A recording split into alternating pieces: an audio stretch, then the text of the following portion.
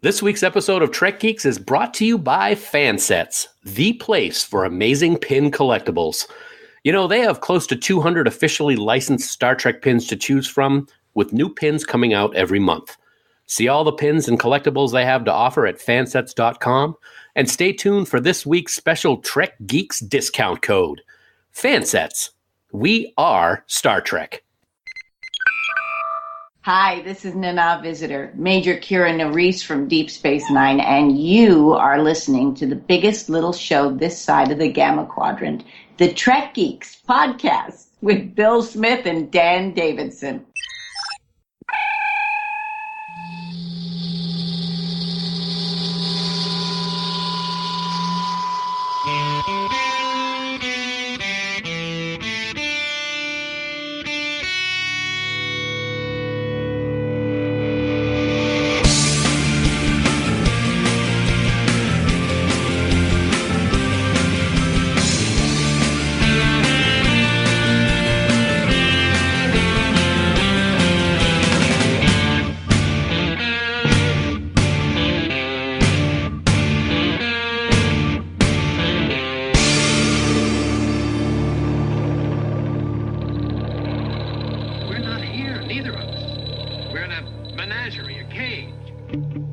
From Podfleet Command and the Department of Temporal Investigation, it's the biggest little show this side of the Alpha Quadrant, the flagship of the Trek Geeks Podcast Network. Greetings, everyone. Welcome to Trek Geeks.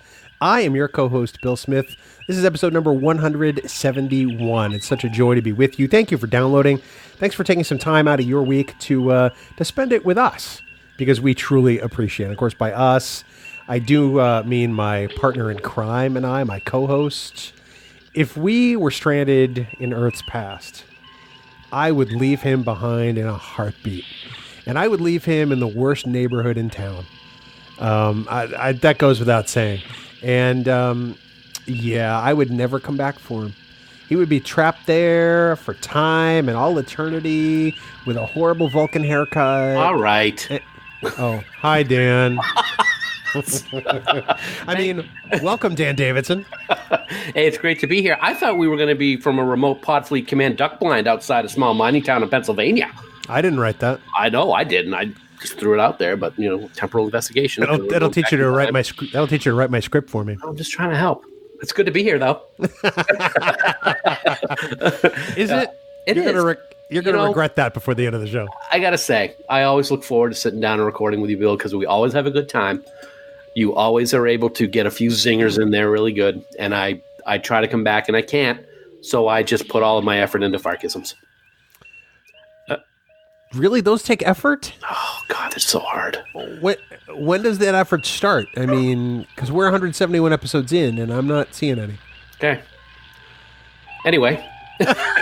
Well, we'll find out what this week's Farkism is later in the show. Yes, we will. And I must tell you, I wait with bated breath. The other thing I wait for, Dan, is for you to tell everybody listening how they can get in touch with us. It is just so easy to get in touch with us, Bill. Just head right on over to trekgeeks.com/contact, and there you'll find a variety of ways to get in touch with either Bill or myself. You can leave us a voicemail, you can Skype chat us, you can fill out the contact form and type us out a personalized message, or you can click on that big, giant blue button on the right side of the website and leave us a message with your very own mellifluous tones. That's the first time I screwed that up in a while. Using Copper Creek SpeakPipe. And hey, don't forget, the place to be on Facebook these days is Camp Kidders. It's Camp Kittimer. This is all staying in. This is beautiful. Bring your Trek talk, your Trek pics, and your Trek love over to the site and join over 1,300 other friends talking all things Trek. And don't forget, almost every Friday, it's the Friday Commute Celebration with Bill and I doing our weekly lip sync, especially for campers. To join the group, head right on over to facebook.com/groups/Camp Kittimer and be ready to take part in a truly wonderful social experience. And as always, we want to thank our wonderful admins, Haley, Jackie, and Dan, for the amazing job they do running the camp. And as Bill tries to make me screw up on camera, please remember that any comments or messages you'll leave us in any of these places may be used in a future episode, Bill. Wow, that is the clearest you've ever spoken on this podcast before. And I think it's because you weren't even thinking. That's amazing. That's pretty good, because for the first 2/3 of that copy, I was pretty bad. Those are your words, Dan, not mine. That's all right. That's all right. I mean, it's not like it's untrue.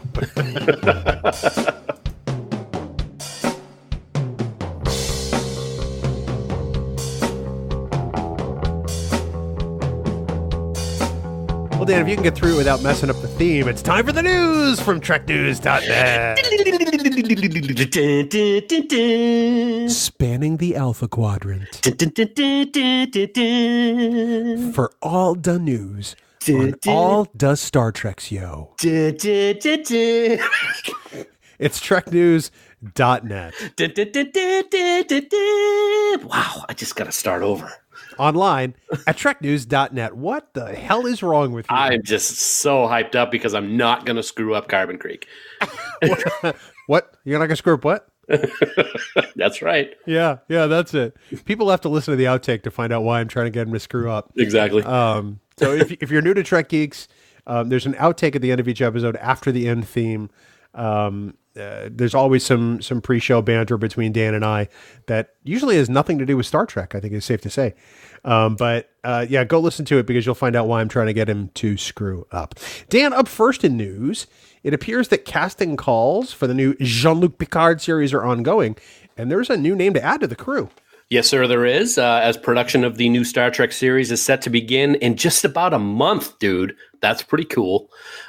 Newcomer Evan Ivagora, if I'm pronouncing that correctly, has been cast as a series regular, joining the previously announced cast members Santiago Cabrera and Michelle Hurd. Now, Evan is relatively new to acting. He's had a small role in the Australian drama Secret City, and he's currently filming a role in the upcoming horror comedy film adaptation of Fantasy Island. Very cool. What? I know. So wait, Fantasy Island is going to be a horror comedy? That's what they say. There was some scary moments back in the day with Fantasy Island. Does Tori Spelling need money? Oh, wait, no, she does. She's Tori Spelling. Wow. So, yeah, well, this is kind of neat. It'll be interesting to see what they do with a relatively new talent. I mean, this he's Kiwi, so he's from New Zealand. He was raised in Melbourne, I believe, in Australia. I'll be interested to see if he plays human or alien. Mm-hmm. I think that's really what I want to know now with some of these new casting things. Who's going to be human and who's not? Because I want to see what kind of depth they add to the post-Nemesis era as far as aliens go, especially since the Romulans aren't really in play anymore. Right. And what's very cool about this is, like I said, he's relatively new. This is actually the first show that he's going to be a series regular. And he's going to be standing next to Sir Patrick Stewart. So no pressure. Yeah, how intimidating does that have to be? I know, right? I mean, 35 years ago, yeah. I'm sorry, Patrick who? These days? He's Sir Patrick Stewart, thank you very much. And right. He's a legend. I cannot imagine what this kid must be thinking.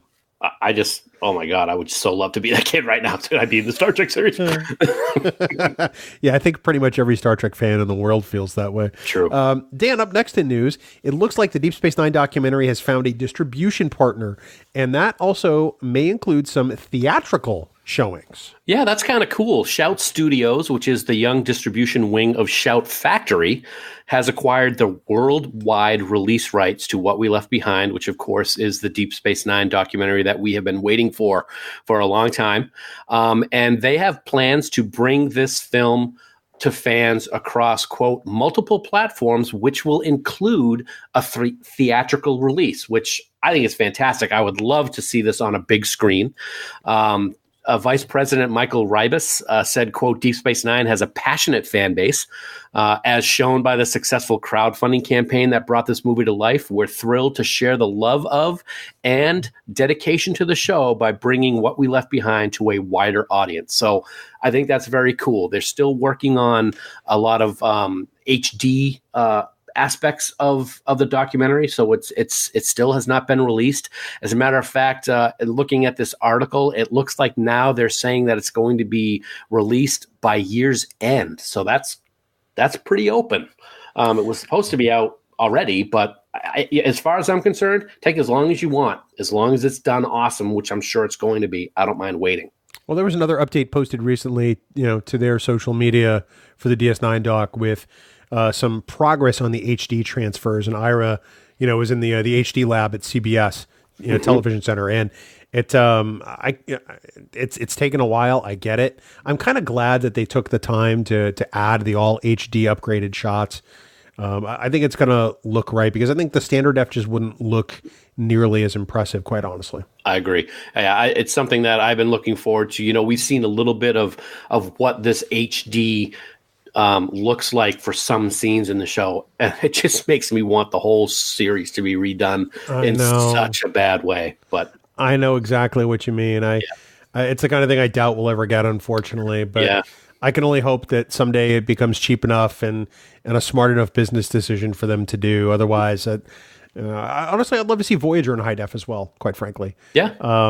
As I continue to plug my way through that show to complete actually watching it for the very first time completely, I would love to see some of that in HD. So anyway, moving on, Dan, for some reason, this is news to some people. I'm not really sure why, but it was reported by a couple of the Hollywood trades, and now it's been picked up by more outlets. But Dan, now it's confirmed, not like it wasn't before, but it's confirmed that Anson Mount will not be in season 3 of Star Trek Discovery.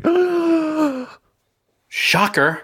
Yeah. I think this has been known for the most part for a while. Anson tweeted out a thank you to everyone at Discovery for his wonderful time. He was there when he wrapped up filming, I think back in January.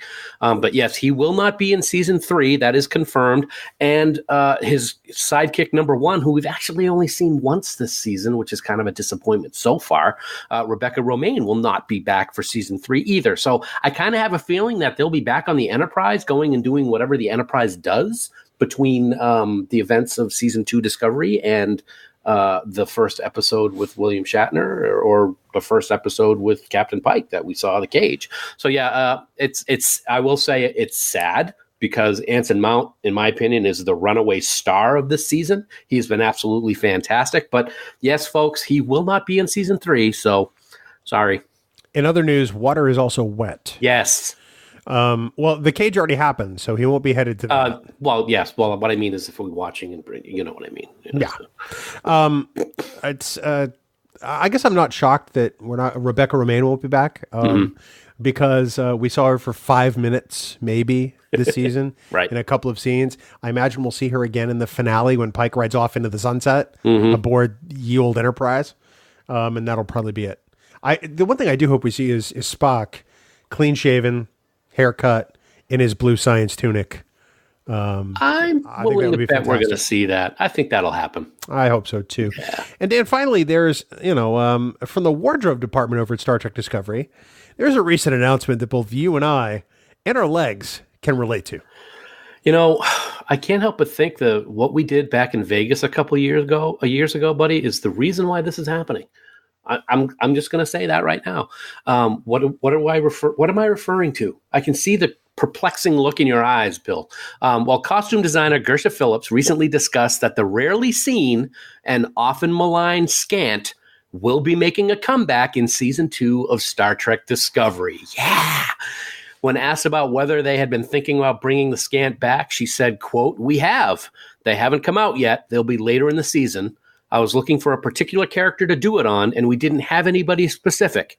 It'll come up closer to the end, but we did it, and we will try to do it going forward. So scants next season, baby." I love it. It's awesome. I'm excited by it. I think it's fantastic. We joked a couple of years ago that we should try to mock up a Discovery scant before Discovery ever premiered. Yeah, and we kind of have it with Commander Nan. Well, no, that's just an actual skirt. Oh, just a regular skirt? Okay. Yep. All right. But I can't wait to see what this looks like. In order for the scant to really work and have an impact, I think it has to be on a male character. Sure, absolutely. Although I would love to see Saru in a scant. We saw him without a shirt on, and that was a little scary, so I don't know. And Yeah, that's a good point. That's a good point. So lastly, and this one isn't on the outline, but we should probably tell people if you have attended or bought things through Creation Entertainment using a credit card, you probably want to check your credit or debit card statements because they have announced a data breach and some people's cards were affected and approximately 65 or 70 people have had fraudulent charges posted to their accounts. So if you have attended Star Trek Las Vegas or bought tickets through the Creation website for other shows and other photo ops, you definitely want to check your statements. I have checked mine today, and so far I'm in the clear, but I'm going to keep checking. So, and if for some reason you have been affected, you should contact your financial institution. And I'm going to add to that because when this started breaking a week or so ago, at first Creation said, no, there was no breach, but they have said, yes, there was a breach. I was like, well, I don't have a stored credit card with my account for Creation, so maybe I'm okay. That's not the case, folks. So if you have used a credit card to purchase things at Creation, it is a possibility that you could have your information stolen and used. So check those statements.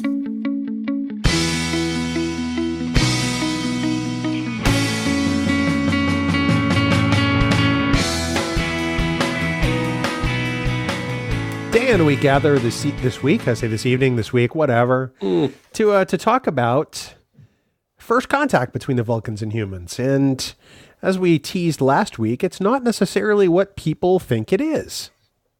Oh, I've got all my Zephram Cochrane references up here in Bozeman, Montana on screen. Do I need to get rid of that? Yeah, probably. Yes, we do. Probably need to look a whole lot closer to the Northeast United States. Absolutely. For Copper Creek. No. No, of course, Carbon Creek, the second season episode of Star Trek Enterprise, which revealed pretty much everything that we knew before about First Contact was essentially a lie. Yeah. It's funny. This was a really well done episode. When you hear about it, when you see the trailer, it's like, what is going on? Yeah. Vulcans show up in Pennsylvania in 1957. What's going on? They're not supposed to show up till 2063. So it was kind of interesting, T'Pol and Trip and Captain Archer are having dinner to celebrate T'Pol's 1-year anniversary on the Enterprise. And they want to hear a story from her. So T'Pol is so good at telling stories.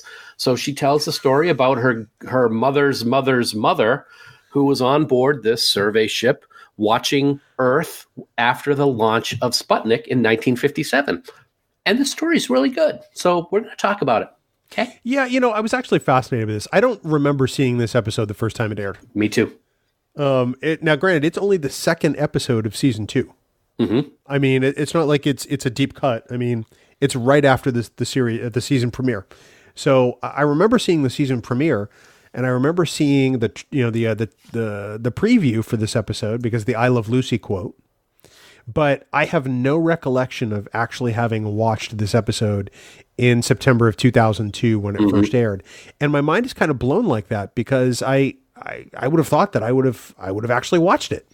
Yeah, I'm sure I did watch it because if memory serves, I watched the first couple of seasons of Enterprise every week when it aired. But as soon as I sat down to watch it this week to prepare for the podcast, I said to her, I go, do you remember any of this? And she goes, I've never seen this one. And I'm like, I don't remember anything of it either. So, I mean, and it's not as if it's a forgettable episode because it's really an enjoyable one, but it didn't make its mark on me, I guess, back in the day. So, well, the other thing too, that Star Trek fans had to contend with UPN, especially in their local markets, was Star Trek being preempted all the time for local sports. So in the Boston area on UPN 38, it was often preempted for baseball or hockey or something else that was going on that apparently the station thought took precedence, which really just blows my mind, man. Nothing takes precedence over Star Trek. Yeah, so there were times when Enterprise would be on at like 2:00 on Sunday morning. Mm-hmm.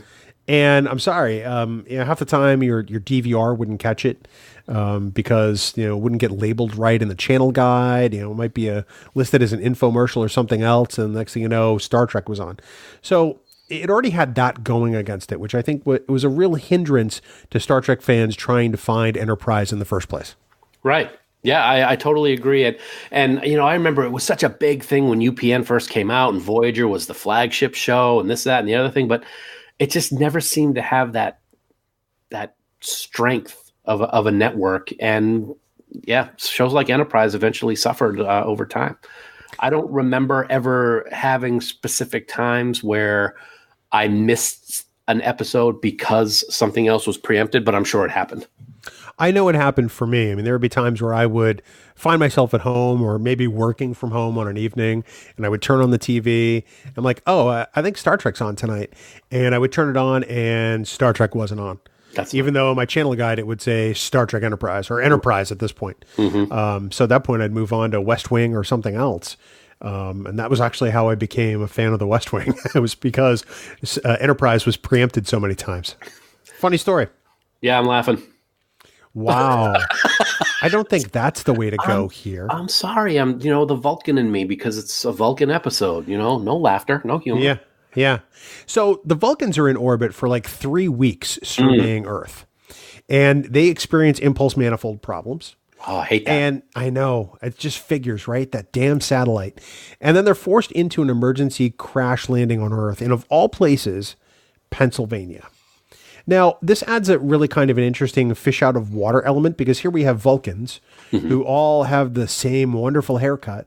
Yeah. And the same ears dropped in the middle of, mid 1950s Pennsylvania with all its societal repression and all of its, what's a good word? Antiquatedness. Ooh, wow. I'm sure the Vulcans found it very rustic. Gold star for you. Thank you. Yes. Thank you. So, so they find themselves in and among this society, and they're there for 4 months? Yeah, they're there for a long time. I think it is. I think it is that long. I mean, because they say towards the end of the episode how long they had been there before they actually got a response to their distress call. One other thing that you pointed out, you have the haircut, and you have the ears, and you have the eyebrows. They all have olive complexions too. Yeah. Which I find very fascinating that they took the time on Enterprise to make sure that was the case. When you had Vulcans, of course, green-blooded, we all understand that, but they actually had the makeup so that I noticed it very distinctly when Mestral was in the car with, what was the girl's name? I forget the girl's name. I'll look it up in a second. I'll find it. But I was like, wow, she's looks regular complexion, but he's very copper or olive tinted. Yeah, and I found that true. I mean, there are some episodes of TOS where Nimoy looks almost olive skinned on some level. So I can appreciate that continuity as far as the makeup went. Yeah. Maggie. Yeah. Maggie. Yeah, Maggie, definitely. Played by John and Joan Cusack's sister. Oh, I didn't know that. Yeah. Well, nicely done. There you go. So the captain is killed in the crash landing. Of course he is. Which leaves Tamir, or T'Pol's great grandmother? Mother's mother. So great-grandmother. Great-grandmother. Oh, thank you. Mother's mother. So great-grandmother, yes. I never knew my grandparents, so this always confuses me. Okay.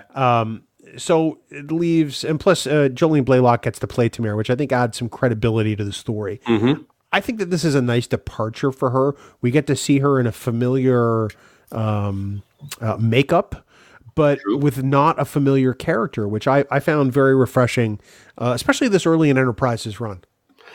I did like what she was able to do with this character. She was very.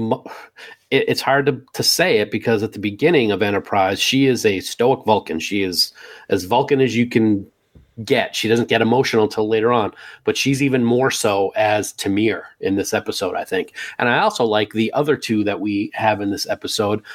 Strawn, I believe, is a gentleman's name who took the job as a plumber. Mm-hmm. And of course, I already mentioned Mistral. Who was the person who decided to do things a little differently towards the end of the episode. Yeah, we're going to definitely come to that. But it's interesting that they find, instead of essentially hiding themselves away, they find a way to integrate into this small town in Pennsylvania named Carbon Creek. Because that's a huge risk. As you mentioned, they don't look like everybody there. Nope. They don't act like everybody there. So already, they stand out like there's no tomorrow. And in the repressed society of the 1950s, it had to be amplified even more. Oh, absolutely. So I mean, they've stolen clothes. Somehow they've figured out a way to get some money. They eventually get an apartment, and they essentially settle into small town Americana, which I have to believe has got to be the Vulcan definition of hell. And you can tell that at least Tamir and Strawn think that. Mestral kind of likes what's going on. He's intrigued by humans and he likes studying them, and he's obviously got feelings for Maggie, as we find out later on in the episode. So yeah, definite Vulcan hell. I got a question about this though, because it all happens, of course, a lot of callback to City on the Edge of Forever with the stealing of the clothes and wearing the hat, and the head into a mechanical rice picker and all that good stuff. But they crashed. Yes. Nobody ever found the ship. They never hit it. I mean, they show scenes where they're going to the ship and it's right there in the woods, not covered up at all. Nobody goes outside of this mining town. Don't they have to go to the mines? Aren't the mines out in the woods? It's just like, that's one thing that I kind of had a big question mark about. Nobody heard or saw the ship crash. They're all sleeping. Sure they were. Sleepy mining town. Yeah, very sleepy mining town. That was one of the questions I did have while watching this, because I'm like, all right, wait a second. This thing would have made a hellacious noise. Even if they found a way to glide it in. Right. Still, I mean, it's an object from space re-entering the atmosphere. I'm sure at some point it was going faster than they really wanted. I'm sure there was a sonic boom or two. Sure. And the impact it would have made, I would think it would have been heard for miles. Yeah. Even in Pennsylvania. It's probably the one real problem I have with this episode, is that just doesn't seem credible to me. That is a small problem to have, though. Absolutely. I mean, when you look at, we've done episodes where we've talked about various things, and we always have some things that we can focus on that were, was this a good part of the episode or a bad part? This is really the only thing that comes to mind in terms of what the episode, what kind of questions I have, or what wasn't done the way I would have liked to have seen it. For some reason, as I was watching this, and like I said, I couldn't remember when I had seen it before, but in my head, I'm like, okay, that kid Billy, he finds the ship, doesn't he? But he didn't. So I was obviously thinking about a different tangent, but it would have made perfect sense if somebody had found the ship at some point. Right. One of the things that I like about this episode is that in order to get money, the Vulcans do what I would have hoped they would have done, and they begin to hustle people at pool. The Vulcans have a natural predisposition to math and science. Of course, that includes geometry, which is really all the game of pool or billiards is. And they start to make some cash, which I thought was just a touch of brilliance, and I thought it was executed so well in the script. I was a little worried at first that the guy who he went and played pool with was going to run the table, because when he started, I mean, Mestral did the break, and it was just it was a pathetic break, and the guy even said, "Oh, tough break," and then he just went click click click, and he's knocking balls in left and right. And then he finally missed. And then it's like, oh, now we're going to see what the Vulcan's going to do. And he did it. And they walked out of there with a wad of dough. Yeah. And I thought that was hilarious. It was. Frankly. It was really good. It's just a really great scene. The thing that surprises me after that is Mestral takes a job in the coal mine. And so we're watching the scene where he's actually in the mine. And I'm thinking to myself, well, one, we didn't have the safety precautions for workers that we do today in any aspect. And I'm thinking to myself, I'm sure that digging all that coal is certainly not good for humans. I'm sure it can't be good for Vulcans. Right. I was thinking, wow, this looks like Rurapente. Sorry. Rurapente da. Yes. No, true. And I did like the fact that he was, 1957 Pennsylvania. You can have a lot of problems with people in a small town with strangers coming in, and strangers that look different and strangers that act different, but they are really taken in by everybody in the town. There's no bully in this episode giving them a hard time or not making them feel welcome. They are able to really become part of the community. And as we saw in the mining scene or scenes, when there's the accident, he doesn't care about what his superior officer says. Mestral's going to go save his coworkers and, dare I say, friends. And I thought that was another great scene. And eventually Tamir caves and helps him. No, I agree with you. There are many points where this episode could have turned into a lost episode of Quantum Leap. Yes. With the bonk bonk on the head stuff, whereas Mission Log would say the you see Timmy moment. If they had incorporated a bully, I think it would have felt a little more like that. But I was glad that this episode got a chance to breathe on its own because I really think they crafted it pretty well. Yeah. You brought up a great point with the rescue scene in the mine. Those guys are trapped and they've got to get them out of there.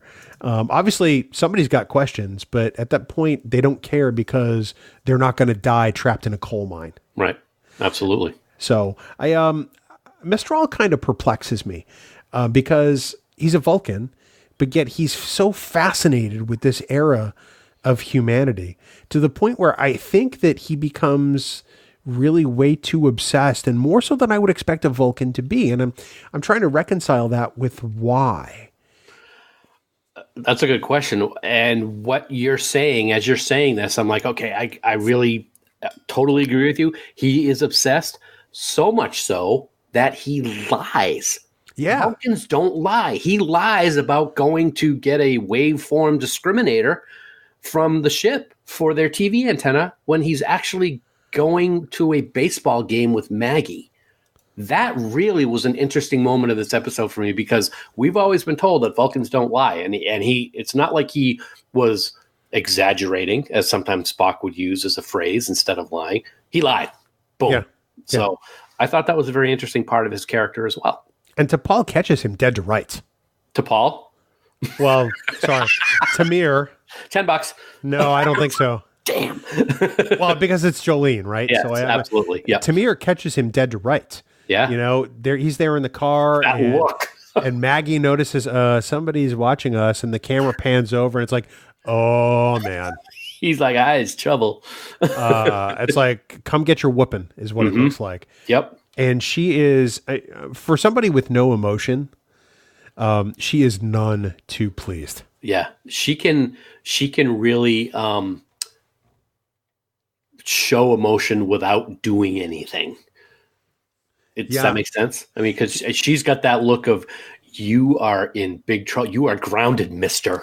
It's that kind of look. But I mean, in that look, there's betrayal, there's anger, there's insubordination. There's insubordination. There's disappointment at the fact that she's discovered that she's been lied to, something that just shouldn't be possible with a fellow Vulcan. And so much is said with just that one look and her body language in that scene that it's a real turning point between those two characters. Excuse me. Wow, that was such a good comment that I started coughing. Yes, and that's another thing that I liked about this episode. We only see these three characters for one episode, but we're able to connect with them because of all the different things that take place in this 45 minutes. And I think that's a tribute to the actors, and it's a tribute to the writing for this very episode of Carbon Creek. Very well done. Agreed. I have to say that I almost felt like Strawn was a bit of a third wheel in a sense. Like a throwaway. There were times where I felt like he just wasn't necessary. I felt like they had him in there to maybe break up some of the scenes with Mestral and maybe Tamir. But he probably provides my favorite part of the episode when he wonders why people call him Mo. Yeah, that was good. And now I can't see some Vulcans any other way. He's a stooge. Yeah, that was good. They had a couple of great references in this episode. You already mentioned one of them, and that was he was going to go get a TV antenna because I Love Lucy was on. And great throwback. And of course, the lady of Star Trek is Lucille Ball, so I liked how they threw that in there. Of course, you had the Three Stooges reference as well. I like it when they do stuff like that in Star Trek episodes. Makes it fun. Oh, I do too. And in fact, I hadn't stopped to consider that, Lucille Ball is essentially the godmother of Star Trek. That's kind of weird because they've referenced somebody who was responsible for Star Trek making it to air. Yeah. Which theoretically doesn't exist to the Vulcans or to anybody else on Earth at this point because it's their reality. Mm-hmm. What a weird paradox. Uh-huh. I like stuff like make you think, doesn't it? That's pretty cool. I like it. I think we've established that my thinking on any of those levels is bound to make my little pea brain hurt. Can it hurt that small? Wow. Sorry. Really? Yeah. Really? Thanks. Well, Dan, here we are. We're taking time during the show to talk about our very dear friends at Fansets. And it seems like every time we turn around, they have another big announcement regarding their amazing pin products. And this week, man, is absolutely no different. So first, we want to offer our congratulations to our friends at Fansets for their recent announcements that they're going to have brand new lines of pins for The Big Bang Theory, only the biggest comedy on the planet, Ultraman, the new Netflix series based on the original series from the 60s, and the long-running WB... it's still called the WB, right? As far as I know, yeah. CW. Sorry, the CW. That's a bunch of letters. That's okay. Yeah, CW series Supernatural, which I think is in its 15th season or something like that. Wow, I did not know that. Yeah, it is an insanely popular show. But they have announced all of those brand new pin lines, which is just fantastic. We know fans of all of those shows are going to be getting the same quality and customer service that we as Star Trek fans have been getting for the past several years from Fansets. Yeah, they're fantastic. Their list of pins and their list of pin products just keeps growing and growing. And we're very excited to see that in April of 2019, as is the norm for Fansets, there's going to be 2 new Star Trek pins coming out. The first of which will be our favorite Denoblian from this here TV series Enterprise that we're talking about tonight. Our favorite what? Denoblian. Did I say that wrong? Yeah, totally. Wow. Denobulan. Denoblian? Whatever. Dr. Fox. Denoblian.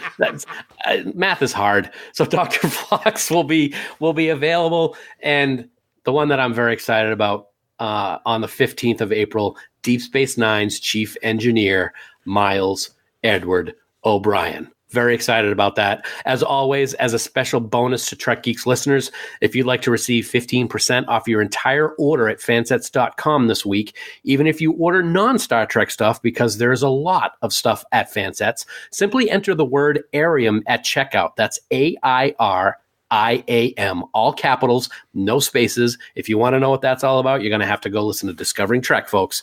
This code is going to be available until midnight on Sunday, March 24th, 2019 at midnight Eastern Time, so don't delay. Denobulan.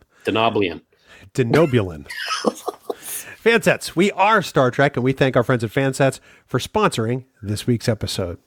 So, now that we've finished embarrassing you during the Fansets copy. Jerk. Help me, Spook. Hey, Dabger Spook. Just shut up. That's your new Dungeons and Dragons character name. I love that. Oh, God. we do have fun. We really have way too much fun doing this. So back to Carbon Creek, not the Disney place. I guess I'm a little fascinated that Mestral is interested in baseball. Because we only know one other Vulcan who's really interested in baseball, and it makes me wonder if they're related. I was just going to say that. Wow, we're thinking on the same wavelength, man. Yeah, I was going to actually say maybe he's related to the guy from Take Me Out to the Holosuite. We don't know, but why wouldn't you be fascinated with baseball if you're a Vulcan? If you really think about it, when you're talking about geometry and angles and this kind of baseball is a game of math when you really think about it. Especially when you're looking at averages and all this kind of stuff. So I think it's great that he was interested in baseball. Who am I kidding? He was just there because he wanted to get with Maggie. I suppose. Well, I mean, baseball is no Calto. Let's just get that right out of front. Well, that's true. Yeah, that's a game of true logic. Mm-hmm. Mm-hmm. Well, if he's interested in I Love Lucy, it makes me wonder if he watched Ed Sullivan. It makes me wonder what else he watched. Well, so many questions. Just the fact that they had a TV in 1957, this small mining town in Pennsylvania, they were really raking in the bucks. Yeah, that's a really great point. I hadn't stopped to consider that because TVs certainly weren't the norm in 1957. Yeah. Mm-hmm. So maybe they were hustling more in the pool hall to buy the TV. I'm actually amazed that they bought a TV at all because they're Vulcan.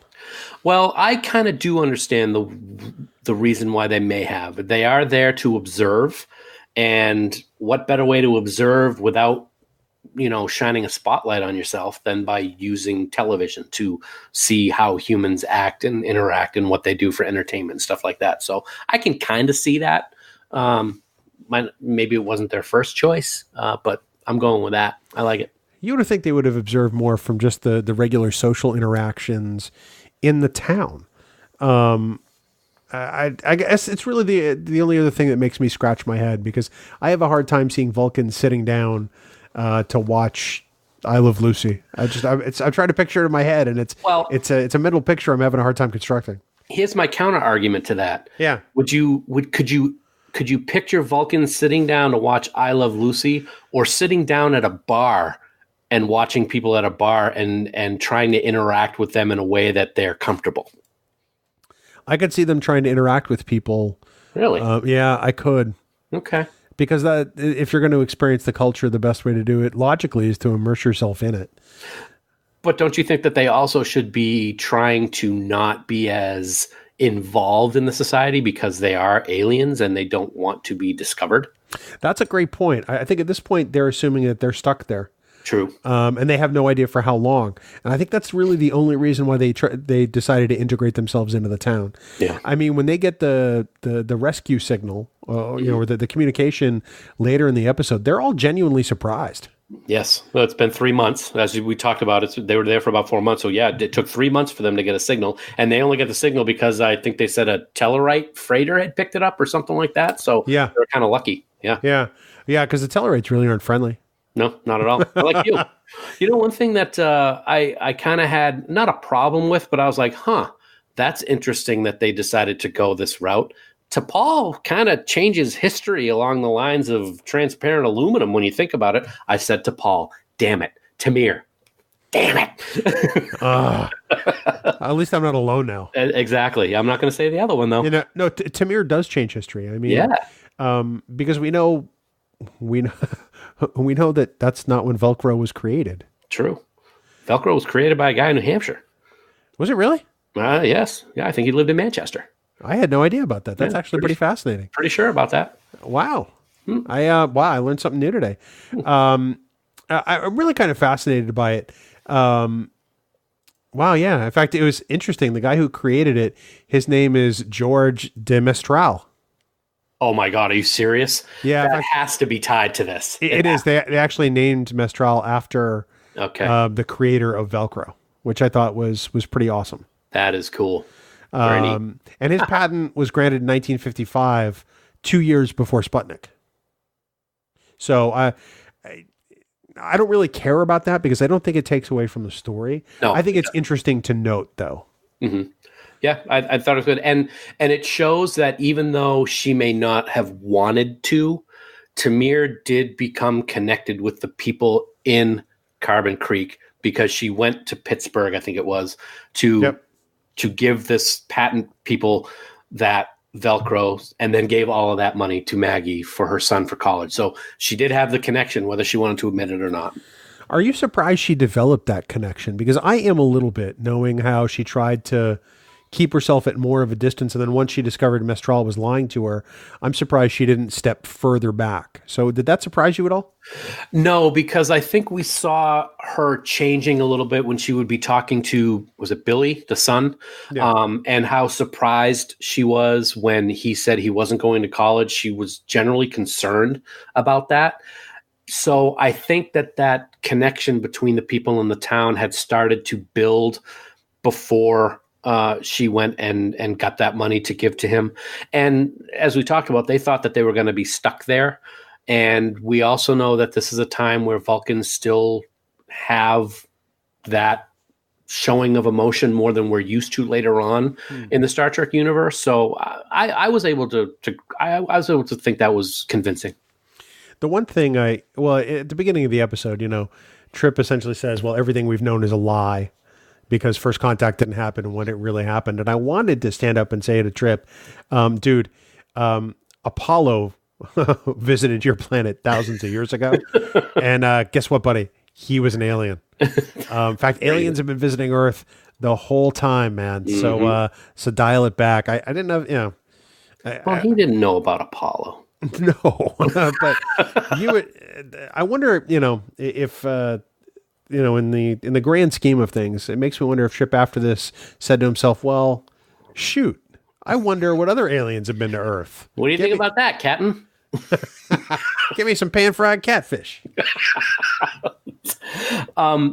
It's funny because as this episode was wrapping up and they're talking, it kind of looked like T'Pol was playing with him about whether or not this was a story or whether it was factual. And if not for that final 10 seconds of the episode, I would have thought she was pulling their leg, but it doesn't look like that's the case. It looked like first contact happened in 1957, my friend. So why do you think that she did that? Why do you think she left them with that doubt at the end? I don't know. Maybe, she's been putting up with a lot of guff from Archer and others on the ship for a year. It's a 1-year anniversary. I think maybe she decided she was just going to have a little fun. She would never admit it, but you could almost see the smirk on her face when she was getting ready to leave the mess hall or the dining room or whatever it is. Right.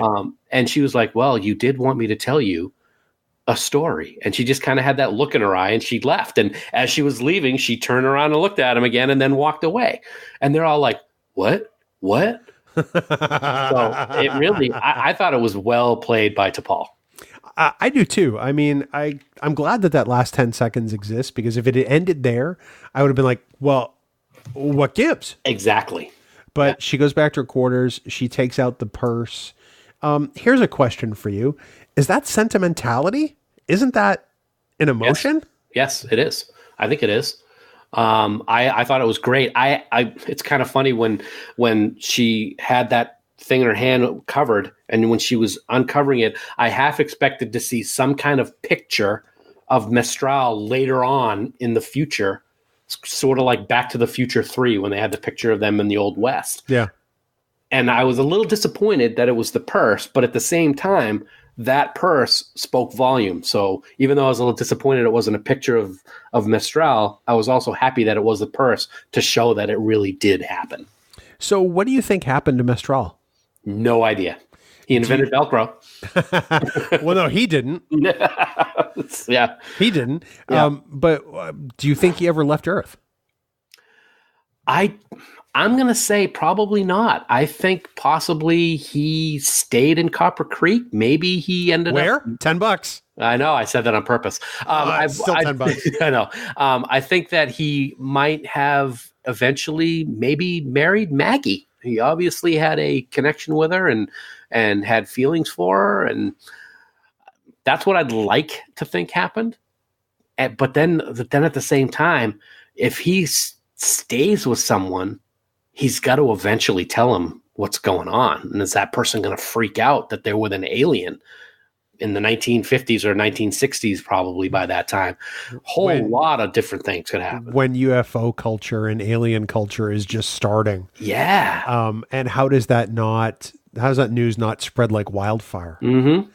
And then how does Mestral go through the rest of his life with no injuries that reveal his true identity? They talked about that when the Vulcans came to pick them up. Yeah. They said that they cremated the bodies. And they're like, okay, if he's going to grow old and die there, when he dies, they're going to, if he dies by, non-natural causes or something, they might do an autopsy and they're going to find out that things just aren't right. He's got inner eyelids and green blood and all this stuff. So, yeah, it opens up a lot of questions, but I like to think that he stayed there for the rest of his life. What happens if he lives to like 200 some odd years old and develops Bendai syndrome? Winds up like Sarek in the next generation. But it's illogical. Yeah. Illogical. I think you've developed that same syndrome, Dan. I've had it for a long time. Don't I know it? It brings up some interesting questions. I would have liked to have seen that explored more. Obviously, it never is in Enterprise.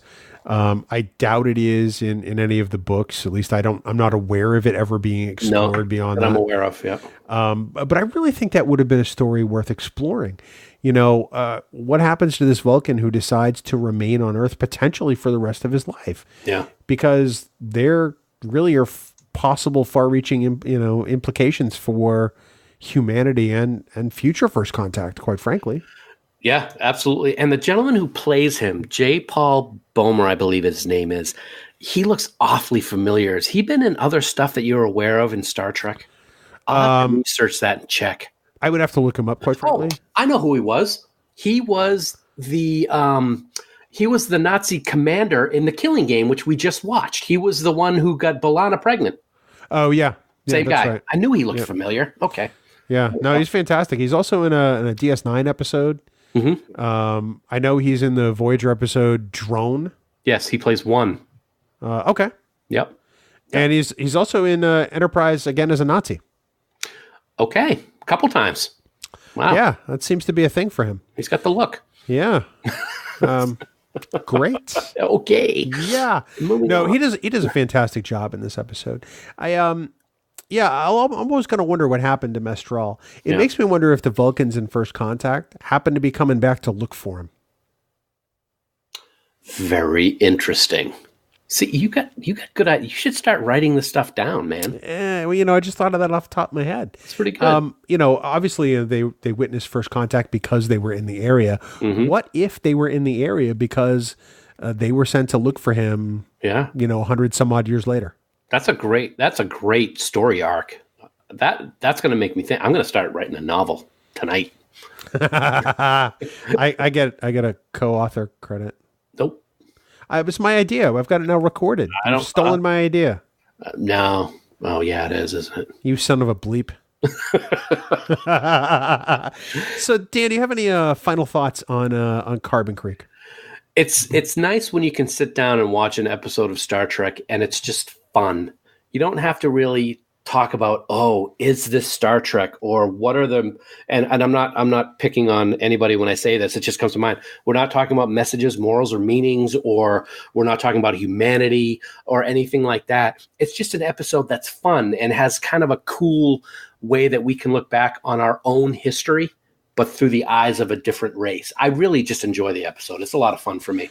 I have to agree with you. I think the other thing I really enjoy about this is that, I'm finding episodes of Star Trek I haven't necessarily seen before. Yeah. And it's like getting brand new Trek. Mm-hmm. And that's really kind of like a little present, as I'm watching some of these Voyager episodes and as we rewatch some of these other ones that I happen to have missed along the way. It's like getting a little present from the past.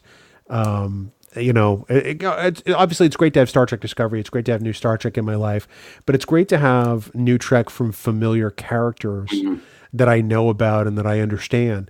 So that's really been kind of a treat for me. It makes me, I add to my list of things I have to rewatch, but I feel like now I have to do a whole rewatch of Enterprise just to make sure I've seen it all. Well, it's interesting that you say that because we've talked in the past about how Enterprise was cut short with only the 4 seasons. So it's never really gotten the respect I think it deserves. We talked about that with Deep Space Nine before. But Enterprise, I don't think, got the recognition that it deserves. And when you rewatch this series, it really is fantastic. And episodes like this really stand out. They have clunkers like every series does. Yep. But I really can appreciate the stories that they were trying to tell. They were also trying to tell stories for the first time where retcon had to be introduced. And I think that they were able to do it in a way that worked. So I really, really have enjoyed rewatching episodes of Enterprise lately because it brings me back to, almost 20 years ago, for one. And it's just fun television. And I really enjoy episodes like this one that really don't make you think a lot, but really make you smile by the time the credits start rolling. Yeah, that's really what this episode is about. I mean, it's just about something to enjoy. There's not a lot of deep thought to this. It's not going to answer some question about humanity. It gives you an hour to consider or reconsider a piece of Star Trek history you think you knew. And I think that's really the most enjoyable aspect of this. If you haven't watched this episode in a while, or if you're like me and you just don't remember having seen it at all, really you should go watch it because it really is a treat. It's well acted, it's well written, it's insanely well produced, and it just visually is a feast with all this period work. So I love it, and I'm probably going to have to watch it again. So yeah, absolutely. Rock on. Well, Dan, speaking of rock on, we do love music. And we do love 5-Year Mission. They are every last note of music you hear on the Trek Geeks podcast. We are so grateful to them each and every week for letting us use their songs within the show to add some character and add some texture. And it means it's a little less you have to listen to Dan Davidson's boring and monotonous voice. We want everyone to head on out to 5yearmission.net, download all their albums. Seriously, become a huge fan, like Dan is, like I am, because we guarantee you're going to love their songs. These songs are not parody. They're not doing, mockery of the original series. They're writing songs that make you think about these original Star Trek episodes in a brand new way, Dan. Yeah, I love 5-Year Mission. I love their music. You know what else I love, Bill? Me? No. I love Nimbus 3. I love the planet of galactic peace.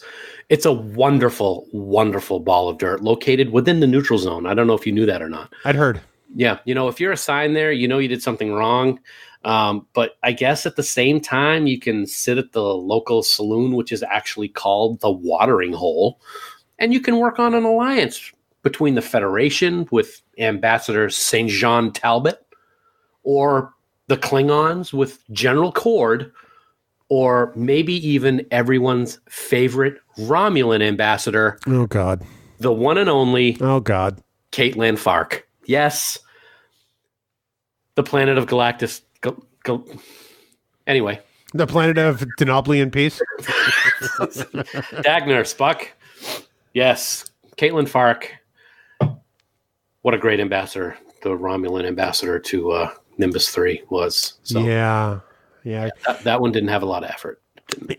Dude, none of them have ever had a lot of effort, and it shows. Wow. In the immortal words of Captain James T. Kirk's shirt, go climb a rock. Okay. So that's 5yearmission.net. Download all their albums, yo. Seriously, get on it. Get it done. Of course, now, don't forget, you can support Trek Geeks and the Trek Geeks network of podcasts by subscribing to bonus content via Patreon. You get access to our Carpool Conversations videos and other exclusive content.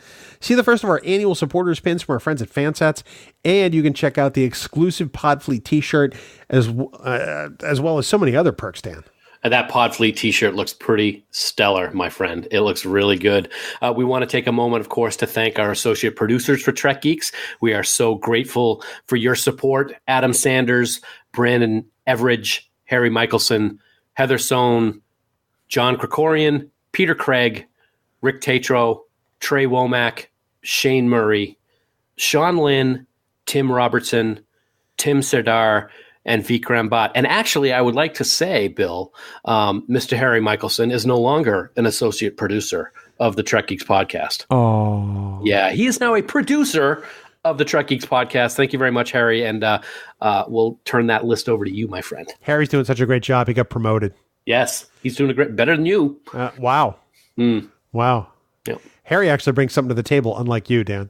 Of course, we want to thank all of our amazing producers for Trek Geeks. They are Ken Tripp, Casey Shafsky, Charlie Mulvey, Chris Trabuzio, Craig Ewing, Eric Extreme, Jackie and Chris Hackney, Leonel Marchand, Matt McGonigal, Mike Bovia, Norman Lau, Patrick Escudero, Sean Halloran, and the lovely and talented Scott Vachon. If you'd like to become a producer on the network, or even get access to the raw audio for Trek Geeks episodes, head on over to patreon.com/TrekGeeks. And the best part is you can subscribe for as little as $1 or $2 a month and still get access to all of this content. That's fantastic. Awesome. Dan, next week we have a special discussion that you and I are really excited to talk about. And honestly, it's about time. It definitely is about time, man. Next week, we're going to dedicate the entire episode to all of those people in Star Trek that have been such an integral part of the franchise's success. From the very beginning with Majel Barrett's number 1, all the way up to Michael Burnham on Star Trek Discovery, there are countless characters that have made Star Trek what it is today. So next week, it is all about the women of Star Trek. And in addition to that discussion, we're going to have a very special announcement related to that very topic. It's an episode you're not going to want to miss next week on Trek Geeks, the flagship of the Trek Geeks podcast network. It's going to be a great discussion. We're going to focus primarily on the women in front of the camera. Mm-hmm. And later this year, we're going to do an examination of people behind the camera, the people who made Star Trek, which I think is going to be pretty fascinating. But that's the Women of Star Trek next week here on Trek Geeks. Dan, of course, for more great Star Trek discussion, we want everyone to check out the Tricorder Transmissions. They are found online at the tricordertransmissions.com. So many podcasts. I mean, yeah. If you have an interest in something, odds are they have a podcast for it. And they probably sound better than you and me. Without a doubt, right? I know, yeah. Whether it's Politrex or Trek Ranks or Trek Profiles or Queer Trek or Sober Trek or you name it, they have a podcast for just about every Star Trek fan. So that's the tricordertransmissions.com. And of course, Dan, for all the news on all the Star Trek CO, please visit our great friends at treknews.net. For now, this has been episode 171 of the Trek Geeks podcast. We do hope you all live long and prosper. I said coconut is the one for me. Coconut is the one for you. Coconut for you, coconut for me. What the hell was that from? We were talking about, I saw Michael Jackson during the Bad Tour, so I just wanted to throw a little something in there.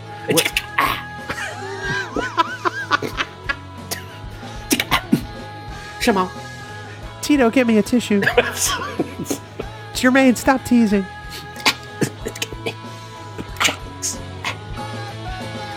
Music for Trek Geeks is provided by 5 Year Mission. They are writing one song for each episode of the original series. Download their music at 5yearmission.net. Trek Geeks, a Star Trek podcast, is a production of Coconut Media Works, executive producer Bill Smith. For even more Star Trek discussion, check out Discovering Trek, a Star Trek Discovery companion, available on Apple Podcasts, Spotify, and discoveringtrek.com. Bing bong! Ooh, do that again. I don't think I can. I think that was a 1 in a million shot. It was like a opera singer. That was mellifluous. Bing bong! That was good. Thank you. How are you? I'm well. How are you? I'm very well. Coughing a little bit still, but... So we were just talking, and you revealed to me that you might screw up the name of this episode. No, I will not, because now there's a price tag on it.